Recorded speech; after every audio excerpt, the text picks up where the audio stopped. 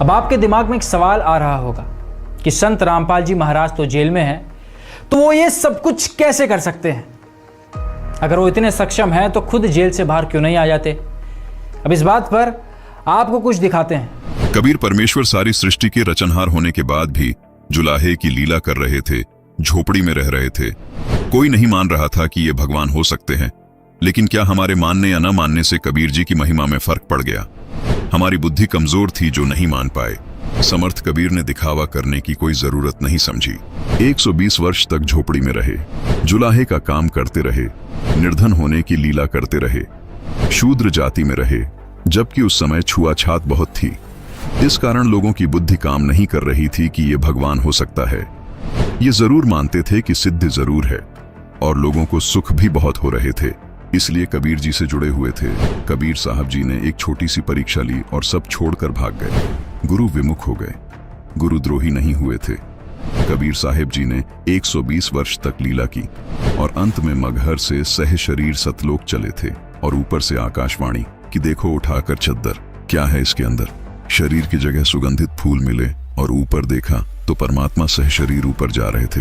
कबीर जी उस दिन भी भगवान थे, आज भी भगवान हैं, आगे भी भगवान रहेंगे। उस समय कबीर परमात्मा के बारे में लोग कहा करते थे कि कबीर साहब तो अनपढ़ थे, शूद्र थे, न वेद शास्त्रों का ज्ञान है और जुलाहा है, नीच जाति का है। अगर ये इतना ही भगवान है तो इतनी निर्धनता में क्यों समय व्यतीत कर रहा है? क्यों झोपड़ी में रहता है? अपना महल क्यों नहीं बनवा लेता? अब समाज को तो यही बोलना था, लेकिन कबीर परमात्मा ने समाज को नहीं देखा। कबीर साहिब जी के सहशरीर सतलोक जाने के बाद हिंदू मुसलमान आपस में फुट फुट कर गले लगकर रोए, लेकिन तब तक बहुत देर हो चुकी थी। ठीक इसी प्रकार आज संत रामपाल जी महाराज के शिष्यों को लोग कहते हैं कि तुम्हारे गुरुजी संत रामपाल अगर भगवान है तो जेल में क्यों पड़े हैं, जेल से बाहर क्यों नहीं आ जाते?